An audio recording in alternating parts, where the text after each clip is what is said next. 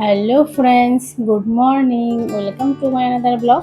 তো সকাল সকাল উঠেই আমাদের যেটা ফার্স্ট কাজ, প্রথমে মুখ টুক ধুয়ে ফ্রেশ হয়ে ব্রাশ ট্রাশ করে করতে করতে একটু দেরি হয়ে গেল। তারপর আজকে ছিল সানডে, আমার লেট হয়ে গেছে ঘুম থেকে উঠতে।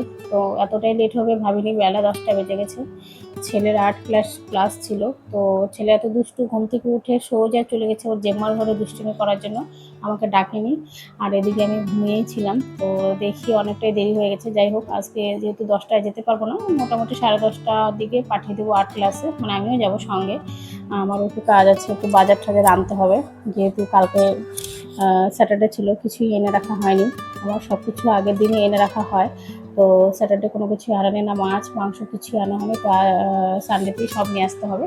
তো আমি, আমার হাজব্যান্ড, ছেলে তিনজনে বেরিয়ে যাব। ছেলেকে টিউশন আর্টের ক্লাসে দিয়ে তারপর একটু চলে যাবো বাজারে।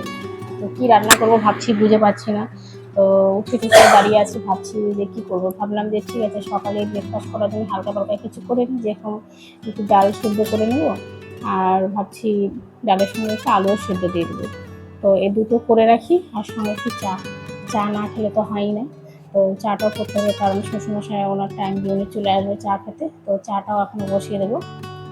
প্রেশারে ডাল আর চা দুটোই পাশাপাশি বসিয়ে দেখো, চাটা বসিয়ে দিয়েছি, হয়ে গেছে প্রায় চাটা। পাশে আমি ডাল সেদ্ধও বসিয়ে দিয়েছি। এখন একটা সিটি করলে মোটামুটি হয়ে যাবে। তো এই হালকা পালকা রান্নাবান্না করে চলে যাব ছেলেকে আর্টের ক্লাসে দিয়ে আসতে। তো এখনো কখনো দেখি বড়মশাই ঘুমিয়ে আছে, ওরও একটু লেট হবে। তো ভাবলাম একটু, যেহেতু দেরি করছি তখন, তাহলে আমি ততক্ষণে মাংসর কিছু কিছু কেটে রাখি, যেমন আলু, পেঁয়াজ, কাঁচা লঙ্কা সব কিছু কেটে ধুয়ে একটু রেডি করে রাখলে তাড়াহুড়ো করে আর কি রান্নাটা সারা যাবে।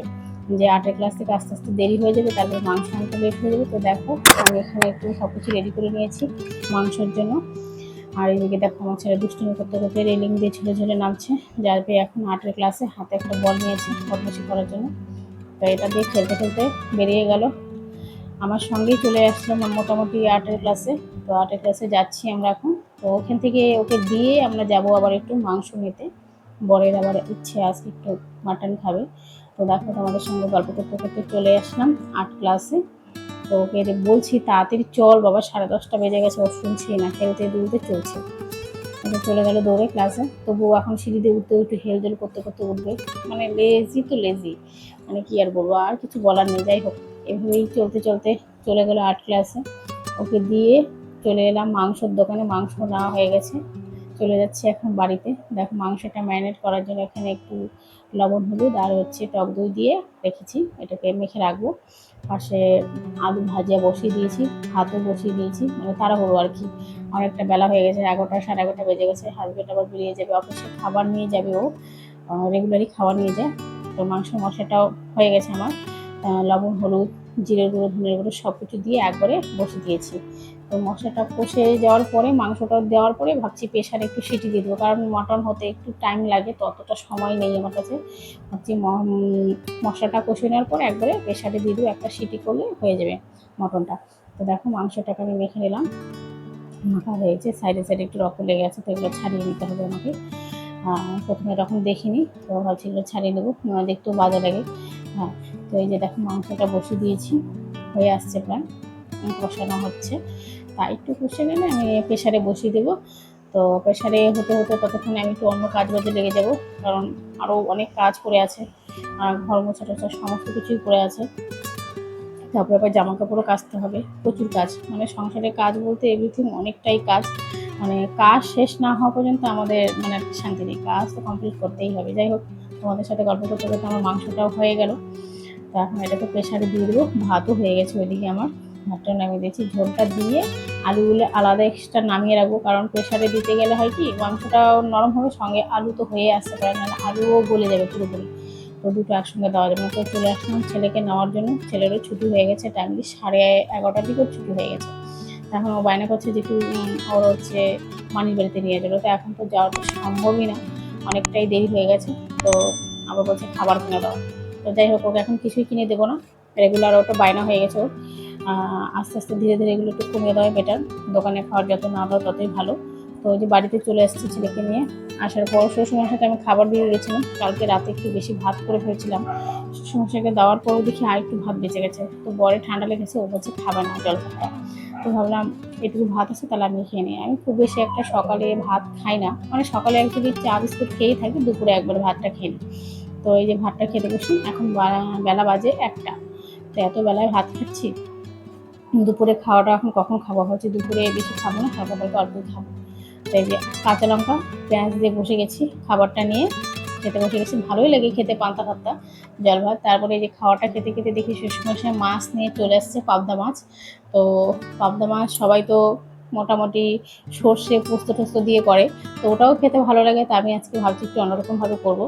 আলু আর বেগুন কেটে নিয়েছি, আলু বেগুন দিয়ে পাতলা পাতলা একটু ঘন করে একটু পাবদা মাছের একটু ঝোল করবো। দেখো পাবদা মাছের ঝোল হয়ে গেছে, লাস্টের দিকে একটু ধনেপাতা দিচ্ছি, দিয়ে নামিয়ে নেবো। এইরকমভাবে পাবদা মাছের ঝোল করলে না খুব ভালো লাগে খেতে। তো আমি রান্না করছি বলে না, খেতেও খুব টেস্টি হয়েছিল। তোমরাও যদি খেতে চাও আমাকে কমেন্ট করে কীভাবে রেসিপিটা করবে, আমি তোমাদেরকে বলে দেবো, একদিন ভিডিও করে দেখিয়ে দেবো। তো দেখো পাবদা মাছের ঝোলটাও আমার হয়ে গেছে, একটু মাখা মাখা টাইপের হয়েছে, ঝোলটা একটু শুকিয়ে গেছে, তো তবুও খেতে ভালো হয়েছিল। আর তার সাথে যেমন মটনটাও হয়ে গেছে, মটনের ঝোল ফুল সমস্ত কিছু হয়েছে, দেখে তো মনে হচ্ছে ভালোই হবে। যাই হোক, এখন আমি বললে তো হবে না, যার পছন্দ তার পছন্দ হলেই হলো। তো দেখো পাবদা মাছের ঝোলও হয়ে গেছে, এদিকে মটনও হয়ে গেছে, আর কিছু বাকি কাজবাজ রয়েছে, সেটা হচ্ছে এখন কিচেনটা একটু পরিষ্কার করে নেওয়া। যেমন টাইলস তেল ফেল ছিটে গেছে, এগুলো একটু সঙ্গে সঙ্গে একটু মুছে নিই। এগুলো করতে করতে সাথে একটু ঘর ফরও মুছে নেবো, রান্নাঘরটা সমস্ত কিছু পরিষ্কার করে চলে যাবো আবার সেই ছাদে। তো এই যে রান্নাঘরটা মুছে নিচ্ছি, রান্নাবান্না মোটামুটি শেষ। আজকে খুব বেশি একটা রান্না করিনি, ডাল করেছি, আলু সিদ্ধ করেছি, আর পাবদা মাছের ঝোল, আর হচ্ছে মটন করেছি। তো দেখো ঘরের কাজ রান্নাবান্না সেরে ঠেরে চলে এসেছি ছাদে। জামা কাপড় আছে, রেগুলারই জামা কাপড় বেরা, বাসি জামা কাপড় না দিলে ভালো লাগে না, ধুলো তো দিতেই হবে। তো এই যে জামা কাপড় ভিজে নিয়েছি, এখন এই যে জামা কাপড় এখন কেচে কুচে দেওয়ার পরে মেলে ঠেলে আবার যাব হচ্ছে নিচে। তো আগের দিনে জামা কাপড় কেচে রাখছিলাম, তো এগুলো পুরো ছাদ ভর্তি ছিল জামা কাপড়, ভাবলাম এগুলোকে আগে রেখে আসি, তারপরে এসে কাচবো। তো শুকনো জামা কাপড়গুলো সব তুলে নিচ্ছি, আমি তুলে নিয়ে এগুলো ঘরে আগে রেখে আসবো, তারপরে হচ্ছে কাচবো। নাহলে কি বলতো, এগুলো থাকবে পাশে, আবার ভেজা জামা কাপড় দিলে হয় কি জায়গা হয় না, খুব একটা বেশি জায়গা নেই তো ছাদের উপরে, ওই জন্য। তো এই যে দেখো জামা কাপড় নিয়ে এখন চলে যাবো ঘরে, এবার রেখে আবার আসবো আমি জামা কাপড় কাচতে। তো মোটামুটি 10 মিনিটের মতন হয়ে গেছে, ভিজিয়ে রাখছিলাম। আমি চলে আসছি জামা কাপড় কাচতে, যে ছেলেও আসছে উপরে বদমাশি করার জন্য, সাইকেল চালাবে ও। মাঝে মাঝে বলি ওকে আমি, যে উপরে যাও গিয়ে একা চালাবো, চালাবে না, পরে কি ওগুলো ভয় লাগে। যাই হোক আমি চলে আসছি, ও চলে আসছে, এই যে জামা কাপড় কাচছে, আমি কেচে দিচ্ছি। আর ওই যে একটা ভাঙা সাইকেল আছে, এটা নিয়ে শুরু হয়ে গেল বদমাশি। ঠিক মতন ও চালাবে না, ও করবে কি সাইকেলে চাকাটাকে উঁচু করে দিয়ে বদমাশি করবে আর কি। যাই হোক আমার জামা কাপড় কাচা হয়ে গেছে, মেলে ঠেলে দিয়ে আমার ছেলে সাইকেল চালিয়ে, ওর এখন বলছে গরম লাগছে, আমি এখন স্নান করবো। তো বলছে ও এখন এই যে একটা গামলা আছে জামা কাপড় কাচার, এখানেই ও শুরু করে দিয়েছে জামা কাপড় কাচার গামলার মধ্যে স্নান। একটা গা ঘষা নিয়েছে, এত জোরে জোরে ঘষছে, আর বলছে মা আমি আজকেই সাদা হয়ে যাবো।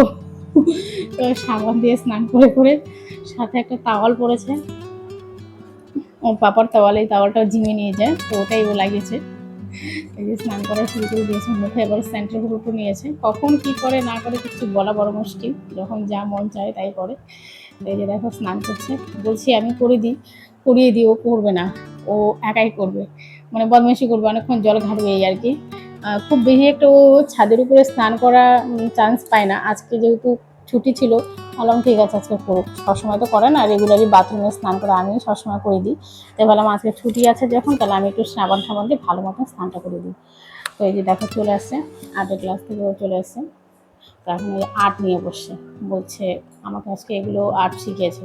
তো ভালোই করেছে আর্ট, ধীরে ধীরে একটু মানে ইমপ্রুভ হচ্ছে। আগে যেরকম একটা পারতো না খুব বেশি একটা আর্ট করতে, এখন নিজে থেকে একটু চেষ্টা করে আর্ট করার, আবার দেখাচ্ছে মামি এটাও করেছি।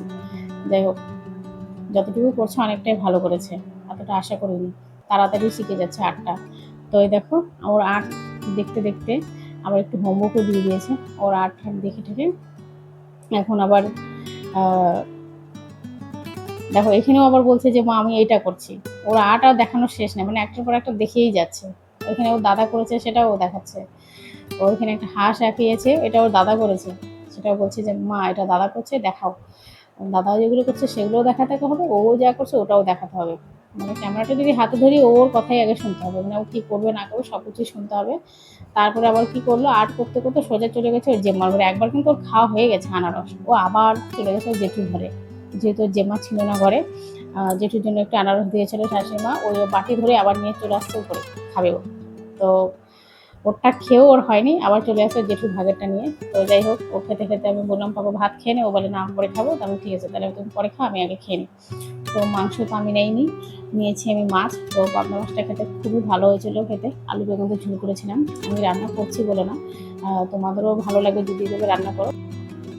তো এই যে দেখো দুপুরে খাওয়া হয়ে গেছে, খাওয়ার পরে একটু পাঁপড় নিয়ে বসে গেছি। এটা আমার জন্য অ্যাকচুয়ালি করেছিলাম শ্বশুরমশাইয়ের জন্য, ডালের সঙ্গে পাঁপড়। তো আমার জন্য একটু রাখা ছিল, ভাবলাম খেয়ে নিই, খাওয়ার পর কিছু না খেলে ভালো লাগে না। তো এখানে ওর জিম্মা আবার কিছু বলতে এসেছিলো। যাই হোক, ভিডিওটি তোমাদের দেখে কেমন লাগলো, ভালো লাগলো অবশ্যই লাইক কমেন্ট শেয়ার করো, আর দেখা হবে আগামী ব্লগে। Tata bye.